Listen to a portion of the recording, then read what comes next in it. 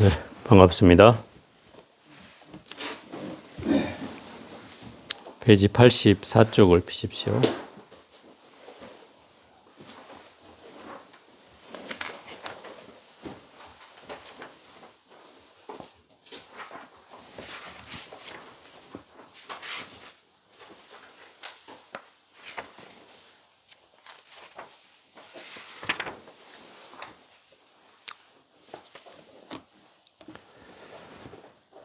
전번 시간에 한 내용을 조금 요약하고 시작하겠습니다. 세 가지 개송을 했는데요. 법성 원용 무이상, 제법 부동 본래적, 무명무상 절일체, 여기까지 했습니다. 법성이라고 하는 말은 법과 성품으로 나눠져 있다 했고, 법이라고 하는 건 육군으로 펼쳐지는 모든 세계, 눈, 귀, 코, 혀, 몸, 생각의 대상으로 벌어지는, 대상을 보고 벌어지는 모든 세계, 삼라만상, 두두물물, 산하대지, 내 앞에 펼쳐져 보이는, 들리는, 냄새 맡아지는, 맛으로 느껴지는, 몸으로 감촉되는, 생각으로 분별되는 모든 세계, 이게 법이에요. 그 법의 본질, 법의 당체가 바로 성품이고요. 그래서 이 법과 성품이라는 것은 두 가지로 불리지만 결코 둘이 분리될 수 없는 것은 마치 내 마음과 몸이 함께하는 것과 똑같다 이 말이에요. 마음과 몸은 구분할 수가 있지만, 그죠? 마음과 몸은 구분할 수가 있지만 내 마음이라는 것은 볼 수 없죠. 그렇지만 내가 움직이고 눈을 깜빡거리고 말을 하는 것 속에서 그 작용으로 나타난다 이 말이에요. 그죠? 이 얘기는 무슨 얘기냐면 눈, 귀, 코, 혀, 몸뚱아리가 인식할 수 있는가? 눈, 귀, 코, 혀가 인식할 수 있는가 이 말이에요. 눈이 보는 걸 인식할 수 있습니까? 있어요? 귀가 소리를 들을 수 있습니까? 못 듣죠. 아니 그 귀가? 코는 냄새를 맡을 수 있습니까? 아니 맞지. 우리 보살님이 지금 생각하는 건 눈은 볼 수 있고 귀는 들을 수 있고 코는 냄새 맡을 수 있고 혀는 맛볼 수 있기 때문에 그럴 수 있다고 생각하지만 실상을 눈과 귀와 코와 혀는 그냥 눈은 비출 뿐이고 귀는 들리게 할 뿐이고 코는 냄새를 맡아줄 뿐이고 혀는 맛을 보여줄 뿐이다. 그러면 그 눈으로 보고 귀로 듣고 소리로 혀로 맛을 보고 코로 냄새를 맡는 그놈은 누구겠어요? 당체죠, 당체. 나의 당체, 나의 본질, 나의 마음, 나의 자성, 이것이 인식하는 거예요. 나의 자성이 없다면 내가 눈뜬 장님이고 귀가 열려있는 벙어리고, 아니, 봉사고, 아니죠. 기머거리고, 코를 냄새 못 맡는 사람이 되는 거죠. 인식할 수 없어요. 왜? 코는 냄새를 맡을 수 없어요. 그냥 냄새를 알려주는 거죠. 누구한테? 나한테 알려주는 거예요. 이런 냄새가 있다라고. 또 내가 볼 수 있는 건 눈을 통해서 보는 것이지만 눈은 판단을 할 수가 없어요. 나 저게 무슨 색깔이야 라고 판단할 수가 없다. 눈은. 그럼 그걸 보는 놈은 따로 있다는 거죠. 보는 대상이 따로 있단 말이에요. 예를 들어 내가 불빛을 보고 불빛이 노랗다 이렇게 얘기했으면 그 노랗다고 판단하는 놈은 누구예요? 나잖아요, 나. 그렇죠. 그건 눈이 아니다 이 말이에요. 눈은 볼 수가 없는 거다 이 말이죠. 그 얘기는 결국 내가 눈의 작용을 통해서 판단을 할 뿐이죠. 내 자성이.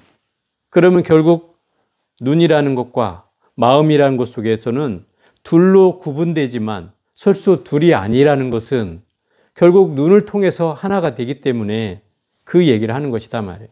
육신을 통해서 내 마음은 그걸 인식하는 거잖아요. 육신이 없다면 뭐 마음으로 볼 수는 있겠지만 그건 사람이 아니죠. 그죠? 육신이 있다고 없다면 사람이 아닌 거죠. 이게 결국 마음과 몸이 둘이면서 하나이듯이 결국 법이라고 하는 그 현상과 그 성품은 둘이면서 하나다 이 말이에요. 그게 법성 원용 무이상이에요. 그래서 서로 걸려지는 바가 없고 그래서 두 모습이 아니라고 얘기하는 것이고 제법부동 본래적 모든 법이라고 하는 것 이렇게 눈앞에 펼쳐진 세상 모든 세계의 그 법이라고 하는 것들은 본래 성품으로 보면 본래 부동에서 움직임이 없다 이 말이에요. 본래 부동에서 본래 고요한 것이에요. 그냥 온바도 없고 간바도 없어요. 우리의 성품은 본래 성품은 그렇다는 거예요. 우리는 온바가 없고 간바가 없어요. 본래 그 자리에 있어요. 그런데 우리는 그 껍데기를 만나서 인연을 만난 거죠. 부모라는 인연을 만나서 이 생명이 탄생돼 가지고 거기에 뭔가 오고 감이 있다고 우리는 얘기하지만 이건 현상계다 이 말이야. 현상계는 분명히 오고 가는 바가 있어요. 그죠? 생멸이 있어요. 그런 경계가 우리가 보여지는 현상계예요. 근데 본질은 실제 본질은 오고 간 바도 없고 생멸도 없어요. 그래서 본래 고요한 거예요. 이걸 설명하고 있는 거죠. 그러다 보니까 우리의 본질은 사실은 이름을 붙일 수가 없는 거예요. 그래서 수없이 많은 이름이 생겨났어요. 이름을 붙일 수 없기 때문에 뭐라고 해도 맞진 않은데 뭐라고 붙일 수도 있다 이 말인 거죠. 예를 들어서 마음이라고도 하고 자성이라고도 하고 불성이라고도 하고 열애장이라고도 하고 그죠? 뭐 진여라고도 하고 반야라고도 하고 뭐 한물건이라고도 하고 주인공이라고도 하고 이렇게 수없는 이름이 붙는다는 것은 그것을 무엇라고 형용할 수 없기 때문에 이런 다양한 이름이 붙는 것이다. 어떤 걸로 지칭해도 맞다 이 말이죠. 그래서 이것 이렇게 해도 맞다 이 말이에요. 그런 경계다 이 말이죠. 그러니까 그것을 뭐라고 할 수 없기 때문에 또 수많은 이름이 붙는 거예요. 그래서 선사들은 한물건이라고 하고 주인공이라고 하고 마음이라고 하고 이렇게 표현하지만 경전에서는 그거를 일심이라고도 하고 중도라고도 하고 영기라고도 하고 공이라고도 하고 아까 말한 대로 진여라고도 하고 반야라고도 하고 이렇게 수많은 불성이라고도 하고 이런 이름들이 붙게 되는 것입니다. 그러니까 그 본래는 아무것도 없는 존재인데 그것을 이제 이름 붙이자면 이렇게 갖다 붙일 수 있다 이 말인 거죠. 그래서 나라고 하는 존재도 본래 무심이라고 하지만 그 무심이라는 이름은 내가 어렸을 때는 속명으로 불렸고 머리 깎고 나서 무심이라고 불리고 있고 또 나는 호도 가지고 있는데 예를 들어서 다음 생에 내가 또 사람으로 태어난다거나 이렇게 하게 된다면 여전히 무심이냐 이 말이에요. 아니겠죠. 또 다른 집안에 태어난다면 그 집의 자손의 이름으로 또 나오겠죠. 그 이름은 다르다 이 말이에요. 그죠? 개똥이든 소똥이든 아는 다른 이름으로 불릴 거 아니냐 이 말이에요. 그러면 내가 어렸을 때 불렸던 이름이나 지금 무심이라고 불리는 이름이나 다음 생에 또 다른 이름으로 불리는 이름이 있다면 어떤 것이 나냐 이 말이에요. 그 이름일 뿐이겠네. 그죠? 그게 금강경에서 하는 말이잖아요. 그냥 이름일 뿐인 거죠. 다만 여러분들이 나를 부르기 위한 이름으로서 불려지는 것 뿐이지 실제 나의 본질과는 어찌 보면 무관할 수도 있다 이 말이에요. 그죠? 그게 무명무상절일자. 이름도 갖다 붙일 수가 없고 모양도 지을 수가 없고 다 일체가 끊어진 자리란 뭐가요? 본질이 그렇다는 거 본질이. 나의 현상은 이름이 있지만 본질은 이름을 갖다 붙일 수가 없다는 거예요. 다 끊어진 자리다. 본래 그 자리이기 때문에. 거기에는 어떤 집착도 필요 없고 어떤 경계도 필요 없다. 그냥 그 본질 그 자체인데 우리가 그것을 설명하려고 하니 이런 경계를 가지고 얘기를 하게 된다 이 말이죠. 이게 이제 저번 주까지 한 내용의 요지예요. 84쪽 볼게요. 네 번째 구절입니다. 증지소지 비여경. 깨달은 이의 지혜라야 알바요 그 밖의 경계가 아니로다. 결국 이 네 가지 개송이 이 설자암 스님이 얘기하는 말로는 법성계의 핵심을 다 담고 있는 네 구절이다 이렇게. 이미 세 구절에서 다 끝났어요 사실은. 그런데 이것을 알 수 있는 것은 중생심으로는 알 수가 없다 이 말이에요. 결국 깨달은 지혜의 안목이 있어야만이 이것을 알 수 있다는 거죠. 그래서 증지소지 비여경이라는 말이 나온 거예요. 깨달은 이의 지혜라야 알 수 있는 바요. 그 밖의 경계가 아니다. 이 말이에요. 결국 내가 안목이 열리지 않으면 이 사실을 알 수가 없죠. 지금 제가 설명한 구절도 사실 쉽지 않잖아요. 그런데 부처님의 경계까지 우리가 알아차리려면 얼마나 더 쉽지 않겠냐 이 말이에요. 심지어 이 세계를, 이 화엄의 세계라고 하는데 그 화엄의 세계란 모든 꽃으로 장엄되어 있다는 거예요. 그 꽃이 주로 연꽃이고 그래서 연화장세계라고도 한다 이 말이에요. 연꽃으로 장엄되어 있는 세계. 어떤 세계가요? 부처님 말한 이 화엄의 세계가 바로 연꽃으로 장엄된 세계다. 그런데 부처님이 또 어떤 말을까지 하냐면 이 세계가 다이아몬드처럼 되어 있다는 거예요.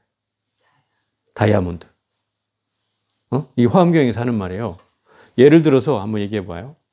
인도 당시로 우리가 돌아가 보면은 2600여 년 전에 인도는 어땠을까요? 지금보다 나았을까요?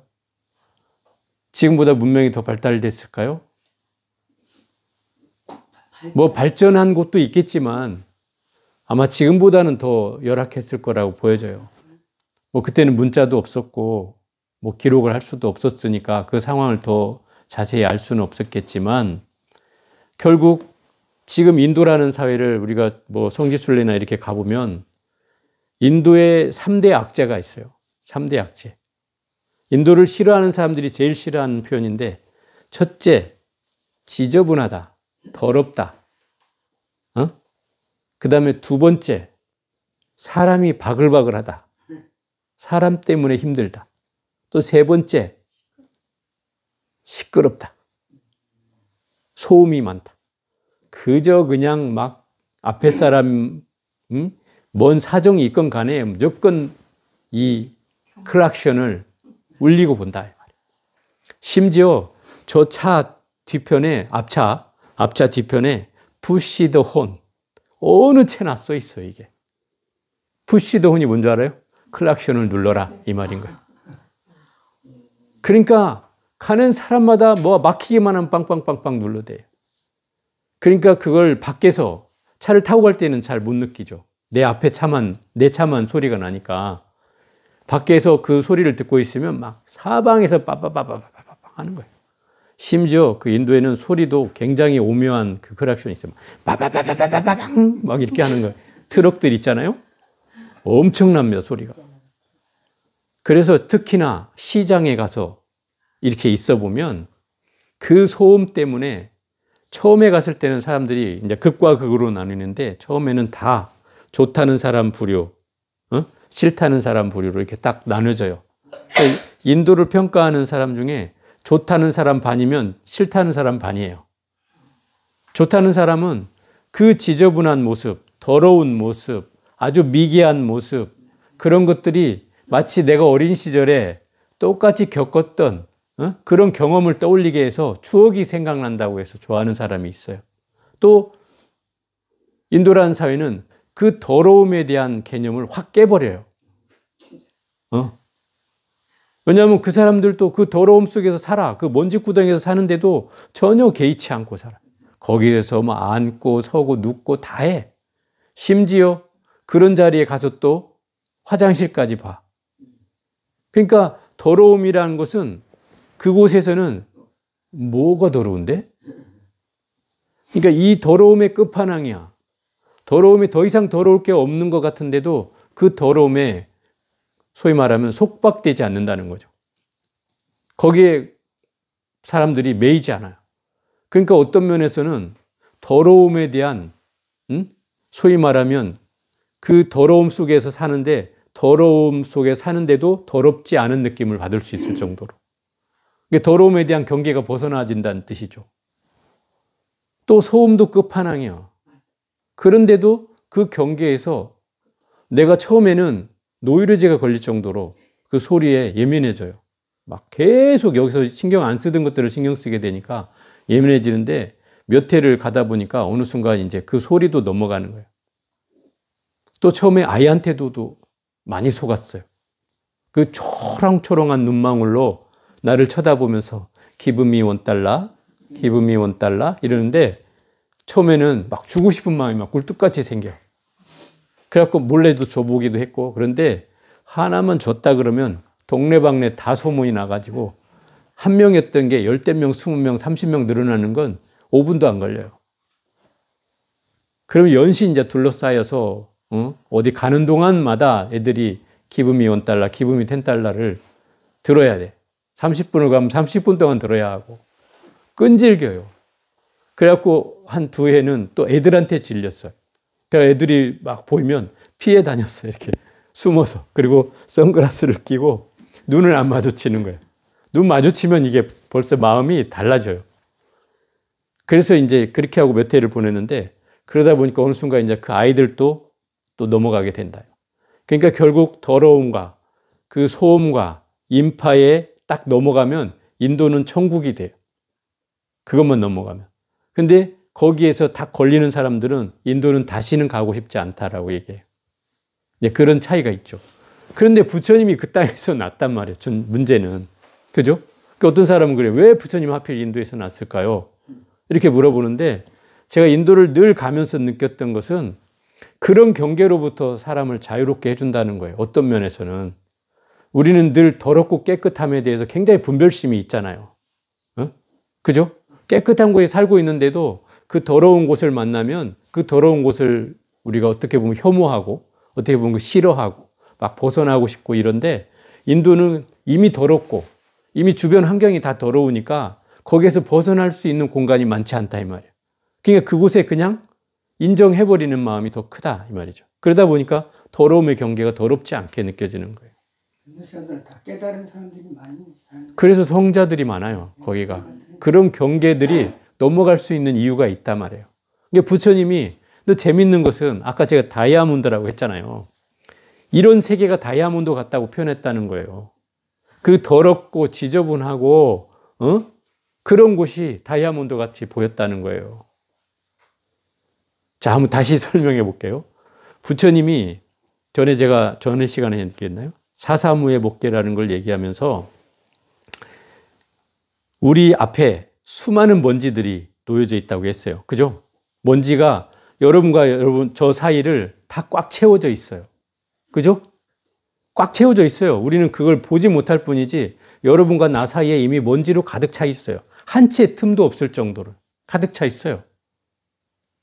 그런데 부처님이 뭐라고 표현하냐면 한 방울의 물에도 8만 4천 벌레가 산다 그러는데 이 한 티끌에도 화엄경 보현행품에 나오는 거예요. 한 티끌마다에 모든 부처님이 계신다는 거예요. 그것도 한 명이 계신 게 아니고 그 티끌에 수없는 부처님이 사신다는 거예요. 계신다는 거예요. 그럼 거기에 수없는 생명이 있다는 뜻이죠. 그 먼지 하나에도 수없는 세계가 펼쳐진다는 거예요. 그게 극미진수 부처님이, 낱낱 부처님이 그곳에 다 계신다는 거예요. 그러니 이 자그마한 먼지에도 그 세계가 있다라고 부처님을 보시는 건데, 그러니까 결국 그 부처님의 세계가 이 세상이 다 부처님의 세계 아닌 바가 없어지는 거죠. 먼지 하나에도 수없는 부처님이 계시니까 이걸 크게 확대해서 본다면 정말 5만 부처님들이 다 계시는 거단 말이에요. 그러니 그 세계가 화엄 세계고 그 세계가 다이아몬드로 빛나는, 서로가 서로를 비춰주고 연결하는 그런 중중무진 법계가 돼 있다는 거예요. 모두가 연결돼 있어요. 여러분과 나는 떨어져 있지만 이 먼지와 먼지로 연결이 된다 이 말이에요. 그래서 그걸 중중무진 법계라고 하는 거예요. 뭔가 첩첩으로 뭔가 쌓여져 있지만 그게 서로 연결되어 있어요. 그래서 서로가 서로를 또 비춰줘. 보이지 않는 세계가 이렇다는 거예요. 이 세계를 설명하는 것이 화엄의 세계예요. 그러니까 지금 아무리 발전해도 이 과학으로도 뭐 천체망원경이나 수억 배의 현미경이 나온다 해도 아직도 이 상황을 해결하지 못해요. 근데 부처님은 이걸 2600여 년 전에 이걸 말씀하셨다는 거예요. 그러니 우리가 보지 못하는 세계에 얼마나 많은 우리가 느끼지 못했던 것들이 있느냐 이거죠. 그 세계를 부처님은 이 다이아몬드 같다고 표현했고, 그거를 이 화음으로 이루어진 세계라고 표현했고, 또 그것이 중중무진 법계로 되어 있다고 설명하고 있습니다. 그게 이 화음의 세계예요. 그러니 이 세계는 뭔가 안목이 열리지 않고 지혜가 없다면 볼 수 없는 세계죠. 그죠? 제가 설명을 하고 있지만 여러분들이 그걸 알기 위해서는 내가 뭔가 안목이 열리는 지혜가 있어야 된다 이 말이에요. 그런 지혜로 봤을 때 그게 정말 꽃으로 또는 부처의 세계로 또는 다이아몬드의 세계로 보여줄 수 있는 거죠. 다이아몬드라는 건 어떤 뜻이냐면 제가 볼 때는 이렇게 표현을 할 수 있을 것 같아요. 제가 옛날에 그 석굴암회를 그 학교 때부터 자주 갔어요. 제가 좋아하기도 했고. 그런데 그 옆 동네에 가면은 그 석굴암을 모형으로 만들어 놓고 여러 가지 설들을 실험해 놓은 장소가 있어요. 지금 내가 그 장소는 잃어버렸는데 그 근처예요. 그래서 어떤 학자는 이 부처님의 안광에도 여기 다이아몬드가 박혀 있지만 그 창살에 햇볕이 들어오도록 돼 있었다는 거예요. 지금은 이게 문이 있고 법당이 있잖아요. 근데 원래는 그 법당이 없었고 그 굴 창살을 통해서 햇볕이 부처님의 미간 백호에 그대로 해가 뜨면 백호에 비추게 돼 있다는 거예요. 그래가지고 이게 굴 안에 수많은 유리가 그 다이아몬드가 그 벽면에 구석구석 박혀 있어서 이 빛이 들어옴과 동시에 반사가 돼가지고 그 모든 그 유리구슬과 다이아몬드를 합동으로 반사시켜서 그 안이 엄청 환해진다는 거죠. 빛으로. 이걸 구해내는 게 그 석굴암이었다는 거예요. 그런데 어느 학자가 아니야. 여기는 법당이 있었어. 이래서 거기다 법당을 만들어버린 거예요. 그게 어느 소리 맞느냐, 뭐 이걸 제가 따지자는 건 아니고, 결국 분명히 부처님의 이 화엄의 세계를 아마 표현한다면 저는 그렇게 표현했을 것 같다 이 말인 거예요. 이 다이아몬드 세계가 빛이 비춰서 그 안에 동굴을 환하게 비춰가지고 사방으로 불빛이 서로 교차하면서 그 안을 환하게 밝히듯이 결국 우리가 그 유리구슬처럼 전부 다 우리에게 유리구슬이 서로 몸에 박혀 있다고 생각한다면 모든 생명체들이 다 서로 비추고 비추어져서, 그죠? 그게 완전히 다이아몬드 세계가 이루어지는 거죠. 그래서 저는 그렇게 이해를 했어요. 그래서 이 석굴암에 그 생각이 났던 이유가 바로 이 화엄의 세계를 설명할 때 부처님은 이런 식으로 보지 않았겠는가. 자, 내 나름의 생각이에요. 물론 그게 맞을 수도 있고 틀릴 수도 있겠지만 제가 봤을 때는 그렇다는 거예요. 자, 85쪽에 한번 볼게요. 과거, 현재, 미래의 모든 부처님이 깨달은 바가 이것을 깨달은 것이요. 역대 선사가 깨달은 바도 이것을 깨달은 것이니 영축산 봉우리와 소림굴로부터 이후에 대대로 이어받아서 향기를 이어가고 불꽃을 이은 사람이 그 수가 얼마인지 알 수 없으되 다만 이것에 개합하였을 따름이다. 모든 부처님이 깨달은 게 이것이래요. 이것이 뭐예요? 뭐를 깨달았다는 거예요? 예? 뭐를 깨달았다는 거예요? 부처님이 깨달음을 얻었다는데 뭘 깨달았다는 거예요?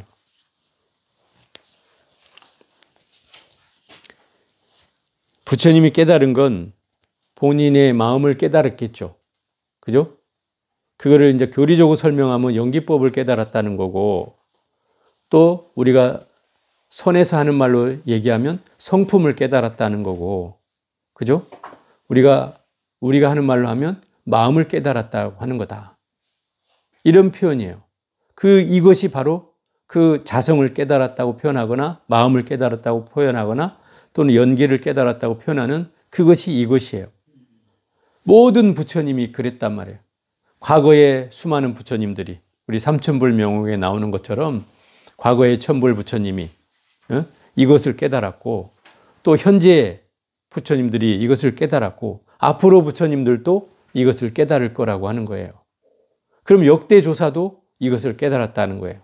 그 역대조사가 바로 부처님으로부터, 영축산 봉우리라는 건 부처님이 처음 법을 펴셨을 때 그 영축산에서 법을 폈다 하니까 그 영축산의 봉우리라는 건 부처님이 설을 할 때부터 또 그 법을 이은 사람이 가섭존자, 또 그 법을 이은 사람이 아난존자, 그 법을 이은 사람이 상나와수, 이렇게 3대로부터 쭉 내려와서 인도의 마지막 제자 보리달마, 달마대사에 이르기까지, 또 이 법이 중국으로 건너와서 달마대사로부터 2조 해가, 3조 승찬, 4조 도신, 5조 홍인, 6조 해능에 이르기까지 이런 선지식들이 다 이것을 깨달았고, 또 해능의 제자가 수없이 많은 스님들이 나온다 이 말이에요.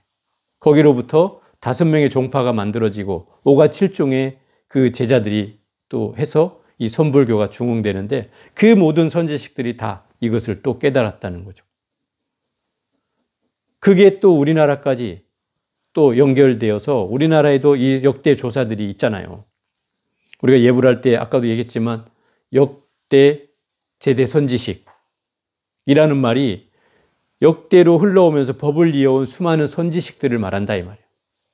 깨달음 얻은 선지식들.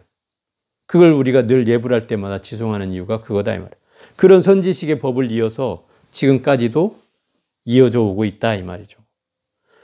이것이라는 것이 아까 말한 것처럼 성품을 깨닫거나 마음을 깨닫거나 연기를 깨닫거나 하는 그것이 바로 이것이다 이 말이에요. 어떻게 표현하든 깨달음으로 표현되는 그 내용을 이것이라고 한다 이 말이죠. 거기에 개합되는 것이 깨달음을 이룬다고 하는 거예요.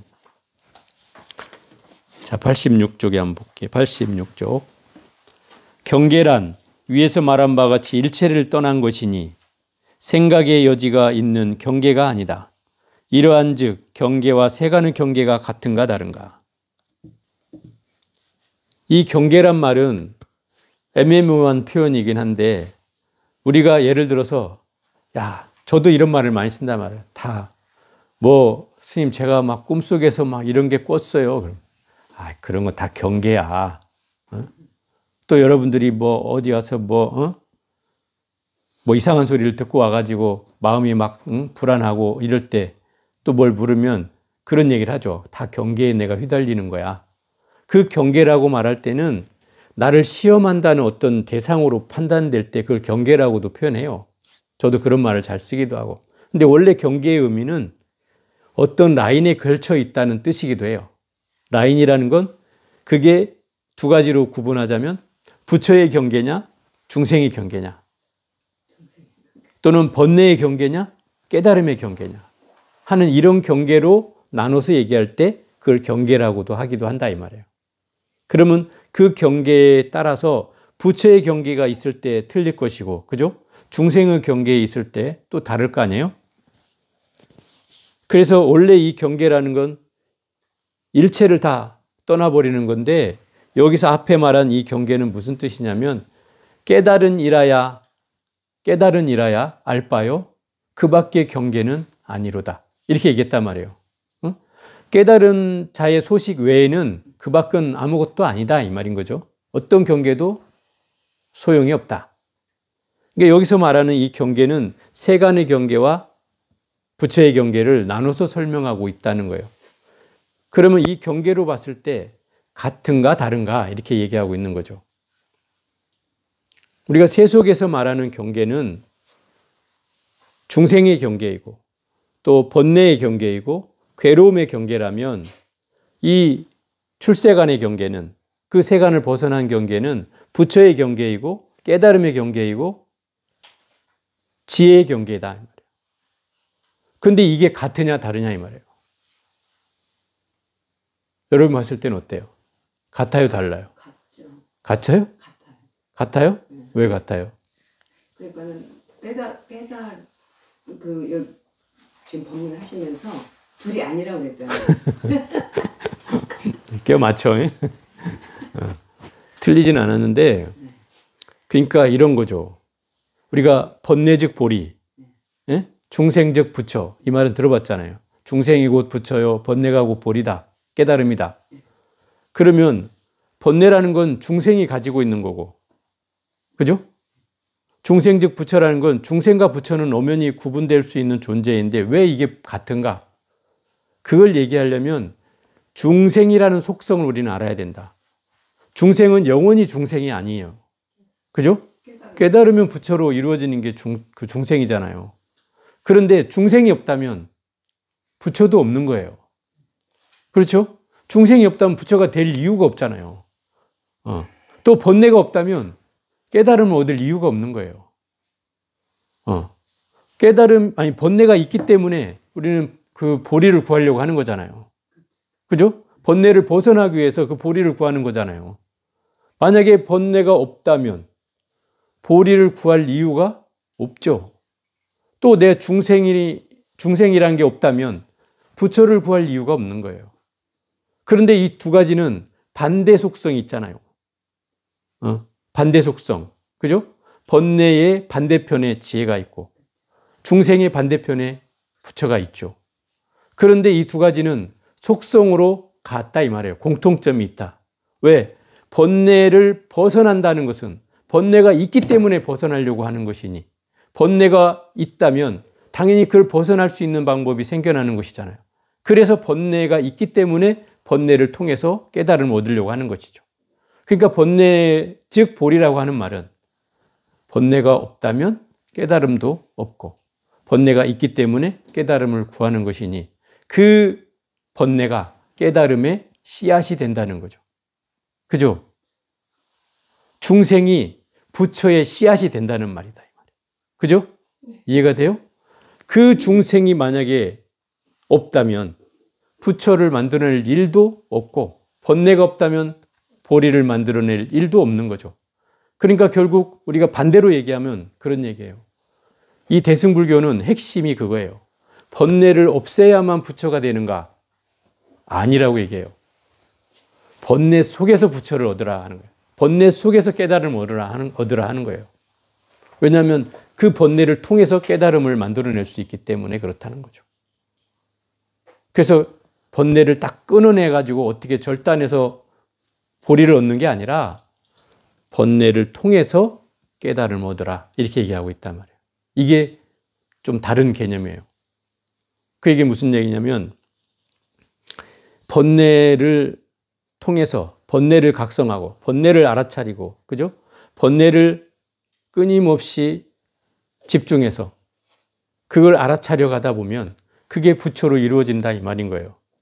그러니까 결국 번뇌는 보리를 만들어내는 중요한 씨앗이에요. 그렇기 때문에 번뇌 즉 보리라고 하는 중생 즉 부처라고 하는 말을 하는 거예요. 그러니 결국 이 세간의 경계나 출세간의 경계가 같은가 다른가 얘기하는 건 바로 이와 똑같은 이치라는 거예요. 그래서 경계와 세간의 경계와 출세간의 경계는 같기도 하고 다르기도 하다. 같다고 하는 것은 결국 세간에서 출세간이 나오기 때문에 그게 같은 경계라고 얘기하는 거다 이 말이에요. 번뇌에서 보리가 나오듯이 결국 그 경계를 얘기하는 거다. 다르다고 하는 것은 엄연하게 설명을 할 때는 중생과 부처가 다르고 번뇌와 보리가 다르듯이 이 세간의 경계와 출세간의 경계는 분명히 다르게 설명하지만 결국 그 경계는 같기도 하고 다르기도 하다. 같다고 하는 건 이미 경계를 세간의 경계를 통해서 출세간의 경계가 나온다는 뜻이고 다르다고 하면 그 세간의 경계와 출세간의 경계는 엄연히 설명될 때 다른 존재이기 때문에 다르다고 하는 것이다. 그래서 같다고 해도 맞지 않고 다르다고만 해도 맞지 않으니 그래서 같기도 하고 다르기도 하고 이렇게 얘기하는 것이다 이 말이에요.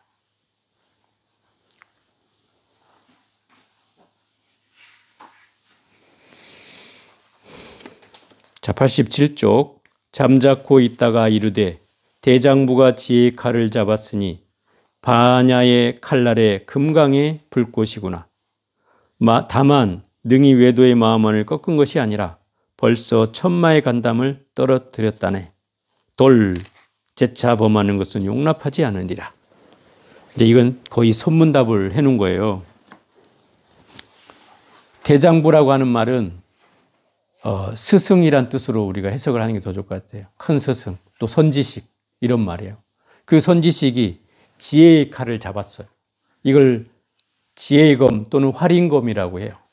사람을 살리기도 하고 죽일 수도 있는 칼이에요. 이걸 자유자재로 구사할 수 있다고 그래서 지혜의 검이라고 하는 거예요. 자유자재라고 하는 말은 죽이기도 하고 살리기도 한다는 뜻이에요. 우리 칼이라는 건 사람을 죽이거나 뭘 자르는 데만 쓸 수 있지만 이 지혜의 검은 살리는 것도 죽이는 것도 가능하다 이 말이에요. 그걸 자유자재로 할 수 있다고 그래서 지혜의 검이라고 해요. 예를 들어서 그 남전참묘라고 하는 그 화두가 있어요. 남전 스님이라는 스님이 이 동쪽에 사는 집을 동당, 서쪽에 사는 집을 서당, 대웅전을 사이에 두고 양쪽에 집에 사는 스님들이 동당 스님, 서당 스님으로 불린다 이 말이에요. 근데 이 두 스님이 두 쪽에 그 패를 나누어서 고양이 한 마리를 가지고 서로 싸우고 있다 이 말이에요. 왜? 이 고양이가 재롱을 떠는데 이 집 가서 재롱을 떨면 동당집 고양이가 되고 저 집에 가서 재롱을 떨면 서당집 고양이가 된단 말이에요. 그러지 않겠어요. 고양이가 한 마리인데.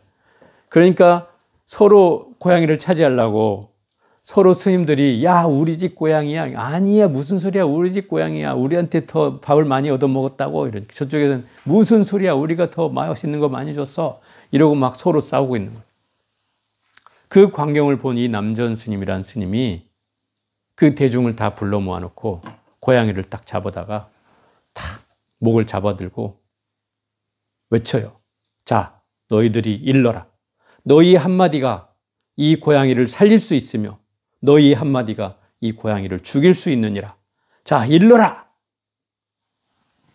그 많은 대중이 서로 자기 고양이라고 싸우던 스님들이 한마디도 못하고 있는. 그러자 이 스님이 칼을 빼들어가지고 고양이를 한 방에 내려쳐버려요. 그래 목을 쳐버렸다 이 말이에요. 결국 고양이는 사라졌어요. 그리고 나서 해가 지물 무렵에 그의 제자인 스님이 시장을 갔다가 뒤늦게 왔어요. 그래서 그 스승이 그 제자에게도 물었어요. 너 같으면 이런 상황에서 뭐라고 대답하겠냐? 아까 같이 똑같이 고양이를 한 얘기를 하면서 물었어요. 그 말이 떨어지기가 무섭게 이 스님은 들어오던 신발을 집어들고 신발을 머리에 위고 한 바퀴를 싹 돌고 휙 나가버린다. 그때 이 스님 무릎을 쳐. 아이고, 내가 너한테 진작에 물었다면 이 고양이는 살렸을 것을. 이렇게 얘기한다 이 말이에요. 결국 제자들은 아무도 그걸 대답하지 못했기 때문에 이걸 죽였다 이 말이에요. 그러니까 우리가 상식적으로 생각해 볼 때는 야, 스님이 살생을 했어. 우리 이렇게 얘기할 수 있잖아요. 그죠? 고양이 한 마리를 죽였어. 그런데 이 스님은 이 법이라는 거 앞에서는 이 살생도 죄가 되지 않는다. 걸리지 않는다. 이 말인 거예요. 그래서 그걸 베버린 거예요. 그러니까 결국 그 경계가 살생을 했냐 안 했냐의 문제가 아니라 거기에 마음이 걸려 있느냐 안 걸려 있느냐를 더 따졌던 문제라는 거죠. 그래서 부처를 만나면 부처를 죽이고 조사를 만나면 조사를 죽여라. 또 부처를 만나면 부처를 살릴 수 있고 조사를 만나면 조사를 살릴 수 있어야 된다. 그게 바로 지혜의 검이다. 금강의 불꽃이라는 것은 무너지지 않는 불꽃이라는 거예요. 모든 걸 다 태우고도 남을 불꽃이라는 거예요. 모든 번뇌망상의 불길, 모든 그런 것들을 다 태워버리는 불꽃이다. 그래서 예를 들어서 이렇게 비유를 하나 더 들자면 중국에 다나 천연선사라는 분이 있었어요. 다나라고 하는 말은 붉은 단자, 노을 하자니까 붉은 노을, 천연, 본명이 천연이고 호가 다나라는 스님인데 이 스님이 겨울날 이 추운 동지섣달 긴긴 밤에 행각을 나섰다가 추워가지고 도저히 안 돼서 이제 그 주변에 있는 절을 찾아 들어갔어요. 그 절에 찾아 들어가서 좀 잠 좀 재워달라 하니까 그 원주 스님인가 하는 스님이 나와서 지금 잘 데가 없다고 돌아가라는 거예요. 스님들이 다 지금 자고 있으니 잘 데가 없다. 그냥 허드렛간이라도 그럼 좀 어떻게 좀 잠 좀 하룻밤에 자게 해달라 그러니까 잘 데가 없는데 자꾸 뭐 허드렛간을 찾냐 하면서 그러면 저 법당에 가서 자라고. 법당에 가서 자라 그런 거예요. 근데 법당에 여러분 아시겠지만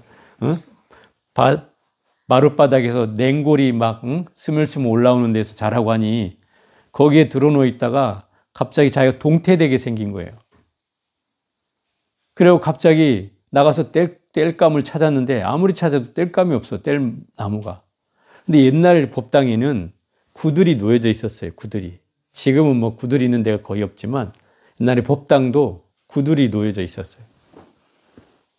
결국 이 스님이 법당에 올라가서 부처님을 가져와 가지고 부처님을 그 아궁에다 쳐넣어 가지고 불을 떼는 거예요. 근데 갑자기 법당에서 불길이 보이니까 나무도 없는 산간에 불길이 보이니까 원주 스님 자다 말고 쫓아와 가지고 어디서 나무가 나서 막 이 불을 떼냐 그러니까 내 추워 가지고 당신이 따뜻한 방을 안 주니 나무 떼라고 나무도 안 주고 해서 내가 부처님 갖다 뗀다고.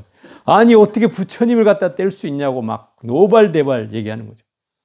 근데 이 다나천연 스님이 뭐라고 하냐면 아 그래요? 그럼 내 살이나 나온가 봅시다. 그래갖고 막 나무 타고 있는 나무를 막 끄집어내가지고 살이 있는가 막 찾고 있는 그 대목이 나온다 이 말이에요. 우리는 이미 불상이라는 것에 이미 다 걸려 있어요. 그죠? 절대적으로 부처님은 건드리지 말아야 되는 존재라고 우린 다 가지고 있잖아요. 이런 상을. 근데 이 천연 스님은 전혀 거기에 걸리는 바가 없었어요. 그게 나무짝에 불과하다고 생각을 한 거예요. 그러니까 그걸 불을 뗐을 때 아무 거리낌이 없었던 거예요. 그런데 보통 사람이라면 어떻게 감히 부처님을 뗄 수 있다고 생각하겠어요. 그죠? 이건 상식적으로 이해가 안 되죠. 이미 부처라는 상에 이미 딱 걸리게 돼 있다 이 말이에요. 근데 이 스님은 그게 걸리지 않았어. 심지어 어디 불상을 태웠냐는 말에 살이 있는가 한번 찾아보겠다고. 진짜 부처라면 살이가 있어야 되지 않겠냐고. 아무 말을 못한 거예요. 그러니까 그 말에. 결국 이게 부처를 만나면 부처를 죽이고 조사를 만나면 조사를 죽이라는 말이 이 부처라는 상에 걸리지 말라는 뜻이다 이 말이에요. 어느 경계에도 우리가 걸리지 않았다는 거예요. 이 선사들은 이런 멋이 있어요. 물론 일반 사람들은 이건 100번을 이해하려고 해도 할 수가 없는 내용이죠. 어떻게 부처님을 태워? 말도 안 되는 소리지. 그건 죄받을 일이지. 이렇게 얘기할 거란 말이에요. 많은 사람들은. 그러잖아요. 근데 이런 경계를 마음의 경계로 허물어 버렸다 이 말이죠. 그러니 부처를 죽일 수도 있고 살릴 수도 있다라고 얘기하는 말이 바로 이런 말이다 이 말이에요. 이게 활인검, 지혜의 검이라는 뜻이다 이 말이에요. 그런데 이 칼을 들었을 때는 모든 천마 외도들은 하늘의 마구니들이나 그 외도 삿된 가르침을 행하는 사람들은 이 지혜 칼을 든 사람을 제일 무서워했다는 거죠. 벌벌벌 떨었다 이 말이죠. 그런데 이런 가르침이라 하더라도 이 스님은 뭐라 그래? 돌, 쯧쯧, 더 이상 재차 이 말을 하지 마라. 이렇게 얘기하고 있다 이 말이에요. 두 마디 하면 이미 틀렸다. 한 마디만 해라. 이렇게 얘기하고 있다 이 말이에요. 이런 구절이 깨달은 사람을 통해서 더 이상 얘기될 때는 이 돌이라고 하는 표현은 더 이상 왈가하부지 마라. 더 이상 이 얘기에 대해서 왈부하지 마라. 이렇게 얘기하고 있는 말이다 이 말이에요. 자, 89쪽. 진성심심 극미묘. 참다운 성품은 깊고 깊어서 지극히 미묘하니. 이 진성이라고 하는 말은 참다운 성품이란 뜻이에요. 그러면 이 진성은 법성과 같은가 다른가? 같아요, 달라요? 같아요? 달라요? 같아요? 그러니까 이거를 더 쉽게 얘기하자면 이런 거예요. 법성이란 내 눈앞에 펼쳐진 모든 현상, 그것을 담고 있는 성품, 그게 법성이잖아요. 그죠? 그러면 진성은 그 법성 가운데 존재에 대한 참다운 성품을 말하는 거다. 그러면 법성이 이 넓은 광의의 개념이라면 진성은 이 작은 이 안에 포함되어 있는 성품이다. 하나 낱낱의 성품. 여러분마다의 성품이 진성이란 말이에요. 다 진성이 다 있다 이 말이죠. 근데 그거를 넓게 보면 다 법성에 포함된다 이 말인 거죠. 그러니까 같으면서 다르다고 할 수 있는 거다. 진성은 좀 더 구체화된 하나의 성품을 얘기하는 거라면 법성은 모든 성품을 얘기하는 거다 이 말이에요. 그것이 좀 다른 의미라고 볼 수 있어요. 그러면 우리의 참다운 성품은 알 수 있는 게 아니잖아요. 그렇기 때문에 여기서 깊고 깊어서 지극히 미묘하다는 말은 알 수가 없는 것이다 이 말이에요. 무명무상 절일체나 앞에 말한 제법부동 본래적이나 같은 표현을 하고 있는 것이다. 진성심신 극미묘나 같은 표현을 하고 있는 것이다. 90쪽 만약 대화음에 중중하여 다음에 없는 법계를 논할진된 입술을 거치지 않고서 벌써 설하여 마친 것이고 교승에 관계치 않고서 벌써 연설하여 마친 것이다. 지금 앞에서 설명한 이 진성심신극묘묘라고 하는 말은 이것을 다른 말로 하면 대화엄의 중중무진 법계를 말하는 것이다. 대화엄이라는 말은 연꽃으로 장엄된 세계라는 뜻이고, 그죠? 모든 연꽃이라고 하는 말은 부처님이 모습이 다 연꽃으로 보여진다 이 말이에요. 부처님의 모습이. 그러니까 이 세상에 먼지 하나에도 수없는 부처님이 계시다고 했는데 그것이 만약에 다 연꽃이라고 본다면 이 세계에 꽃이 아닌 곳이 있겠냐 이 말이에요. 그죠? 그런 세계를 대화엄의 세계라고 하는 거다. 그런데 여기에 중중무진 법계라고 붙인 것은 아까 말한 것처럼 여러분과 나의 거리가 떨어져 있어도 서로 먼지와 먼지로 연결되어 있다고 얘기했죠. 그렇게 서로 연결되어 있는 것처럼 꽉 차 있다 이 말이에요. 서로 세계가 펼쳐져 있는데 서로 접촉되어 있는 그 관계에서 서로 끝이 없는 세계로 펼쳐져 있는 거죠. 이 먼지와 먼지가 다 연결되어서 여러분과 나를 연결지어 주듯이 모든 사람과 사람과의 관계를 다 연결지어 준다. 또 존재와 존재 사이의 모든 관계를 다 이렇게 연결되겠죠. 그죠? 그 먼지들이 다 연결된다 이 말이에요. 그런 세계를 중중무진 법계라고 하는 거예요. 근데 그런 세계가 부처님이 아까 뭐라고 했다고요? 다이아몬드와 같다고 얘기했다.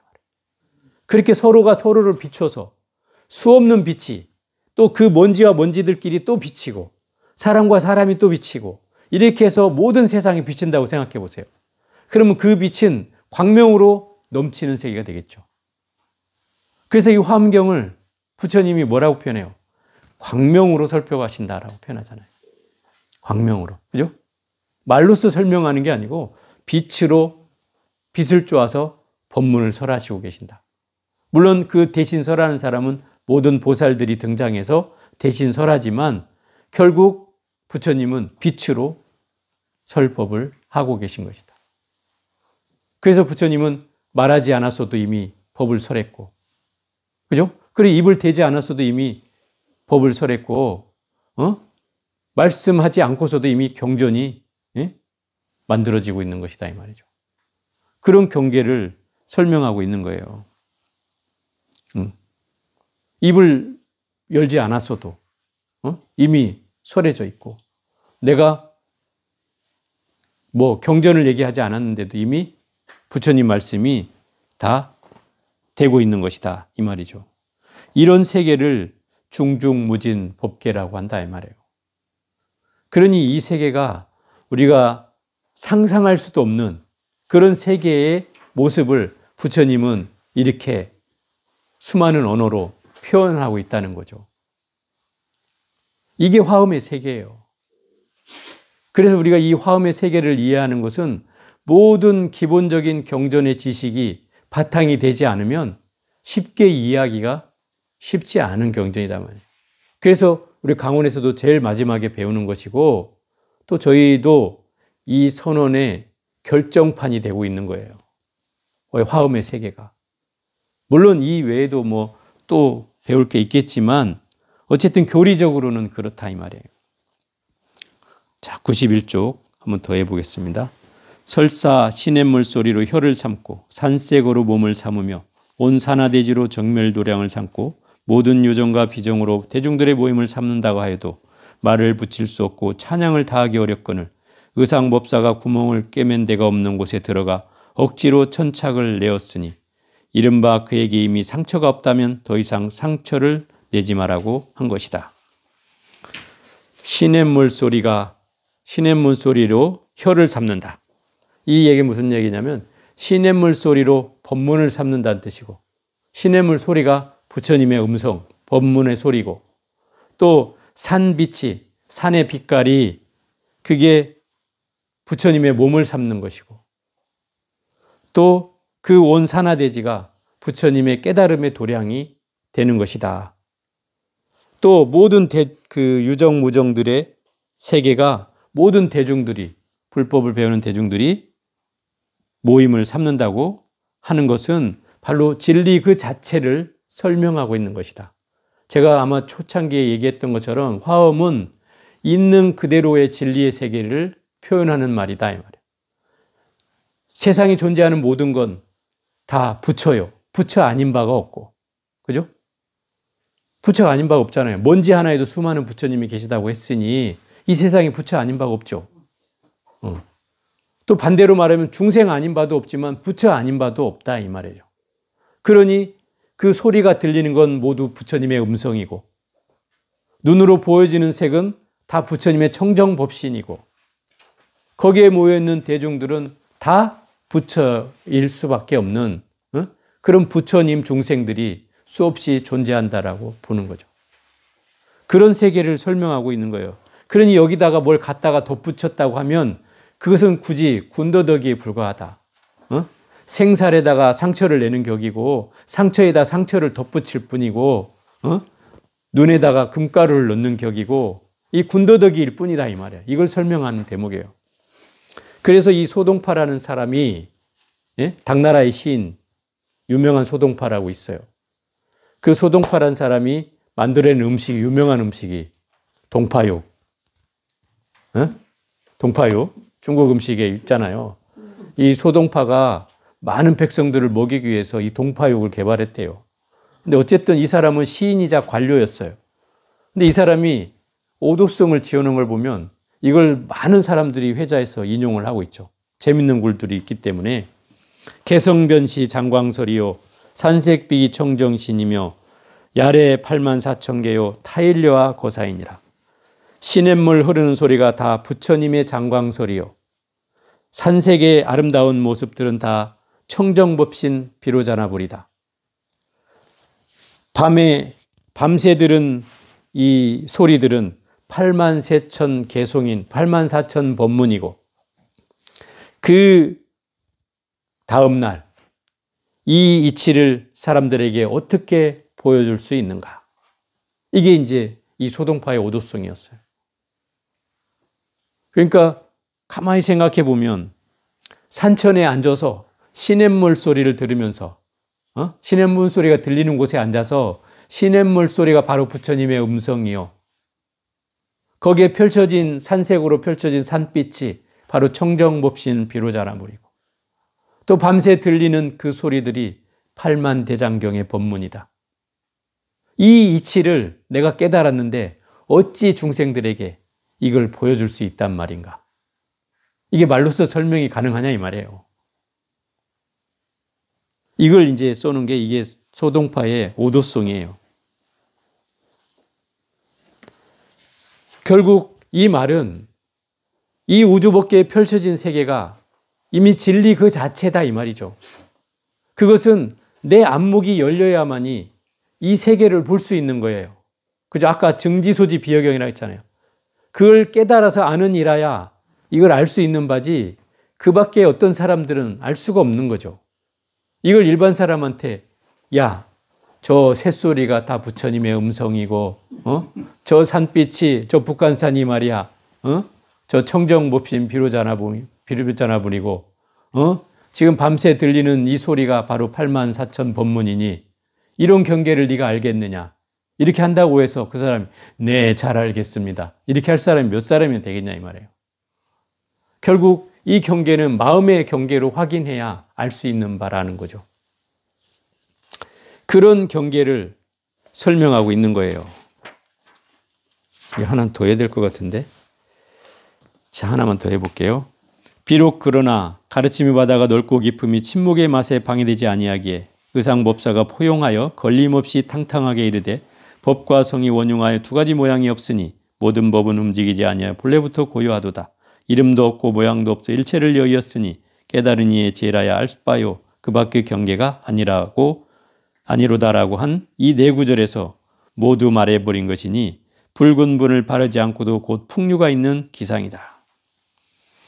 이미 네 가지 구절에서 이 설잠 스님은 이 법성계의 모든 내용이 다 끝난다라고 얘기하고 있는 거예요. 그 네 가지 개성이 바로 법성원용 무이상 제법부동 본래적 무명무상절일체 증지소지 비여경. 여기서 다 끝난다는 거예요. 왜냐하면 이미 모두 핵심적인 내용을 다 설명을 해버린 거예요. 이 네 구절에서. 그런데 이것을 알 수 있는 이라면 안목이 열려야만이 알 수 있다 이 말인 거예요. 여기다 뭘 다 갖다 더 붙여봐야 다 사족에 불과하고 군더더기에 불과하고 이 스님 말 맞다나 생살에다가 상처를 내는 격이고 눈에다 금가루를 뿌리는 격이고 부스러기 난 데다 또 부스러기를 낼 뿐이라는 거예요. 그래서 이 네 구절만 제대로 알면 붉은 분을 바르지 않고도 풍류가 있는 기상이라고 하는 말은 그런 거예요. 붉은 분이라는 건 화장을 한다는 뜻이에요. 연지곤지 바르는 분을 바르지 않고도. 근데 여러분들도 밖에 나가려면 분 안 바르고 나가려면 좀 멋쩍죠. 그냥 못 나가잖아요. 남 앞에 나가려면 또 뭔가 좀 찍어 바르고 나가야 하잖아요. 그래야 좀 자신감도 생기고 그러잖아요. 근데 여기에 표현하는 말이에요. 붉은 분을 바르지 않고도 내가 사람 앞에 당당히 나타낼 수 있는 그 기상이 있으려면 이 네 가지 개성을 내가 알아버리면 그렇게 할 수 있다는 거예요. 당당해진다는 뜻이겠죠. 당당해진다. 내 스스로의 모습으로도 당당해진다. 굳이 뭘 찍어 바르지 않아도 내 모습 자체로도 이미 당당해질 수가 있다. 그러니 이 네 구절에 이 법성계의 핵심이며 화엄경의 핵심이 다 이 네 구절에 담겨 있다. 이걸 아는 것이 결국 안목이 열려 있는 것이다. 라고 이 네 구절을 통해서 이 설잠 스님은 얘기하고 있다 이 말이야. 이 내용은 나중에 다음 시간에 더 보충하기로 하고 오늘 여기까지 해보겠습니다. 선생님 아까